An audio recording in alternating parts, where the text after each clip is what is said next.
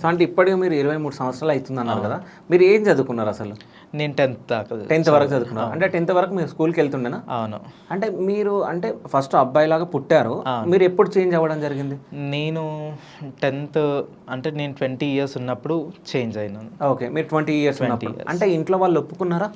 లేదు, అంటే దేవుడు అంటే నమ్మకం, ఒక గట్టి నమ్మకము.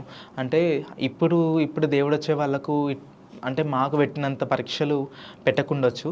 అంటే అప్పుడు మా దాంట్లో మాత్రం అగ్నిగుండాలు నడిపియడము, మళ్ళీ ఇంకోటి నిప్పులు చేతులు వేయడము, ఏంది సత్యమేనా కాదా, మా వాక్కు సత్యమేనా కాదా, చెప్పినట్టు అవుతుందా లేదా, జరిగింది ఏంది గతం చెప్తుందా లేదా, తెలియని పర్సన్స్ని తెచ్చి కూర్చోబెట్టి చెప్తుందా లేదా అని కూడా పరీక్షలు చేసిన రోజులు కూడా ఉన్నాయి.